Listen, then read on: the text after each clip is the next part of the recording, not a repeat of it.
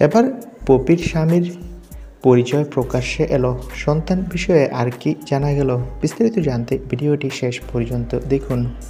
পপির আড়ালে থাকার কারণে আটকে আছে কয়েকটি সিনেমা। তার মধ্যে রয়েছে রাজু আলিম ও মাসুমা তানি পরিচালিত ভালোবাসার প্রজাপতি ও আরিফুল জামান আরিফের কাঠগড়ায় শরৎচন্দ্র দুটো সিনেমা। তবে কেন অভিনেত্রী আড়ালে রয়েছে?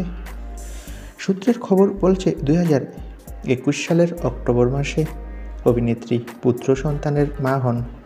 রাজধানীর একটি বেসরকারি হসপিটালেই নাকি সন্তান জন্ম দেয় পপি।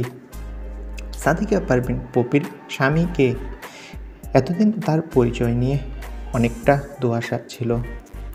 সূত্রের খবর বলছে তার স্বামীর নাম হলো আদনান উদ্দিন কামাল। পেশায় তিনি জাহাজের ব্যবসা করেন, আর জান্নাত গ্রুপের তিনি ম্যানেজিং ডিরেক্টর পদে রয়েছে। পপির স্বামীর বাসা লালবাগের কাজী রিয়াজউদ্দিন রোডে। তবে পপির শ্বশুরবাড়ির লোকজন এখনও পপিকে মেনে নেয়নি। কিছুদিন আগে বাসা চেঞ্জ করেছে পপি। উত্তরায় বসবাস করতেন পপি তার স্বামীকে নিয়ে, কিন্তু উত্তরার বাসার ঠিকানা জেনে গেলে দ্রুতই সেই বাসার ঠিকানা চেঞ্জ করে ফেলে। বর্তমানে ধানমন্ডিতে স্বামীকে নিয়ে বসবাস করছে পপি। পপির সন্তানের বয়স 1 বছর।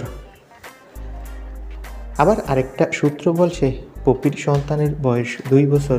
যদি 2021 সালে সন্তান হয়ে থাকে তাহলে এখন 2 বছর।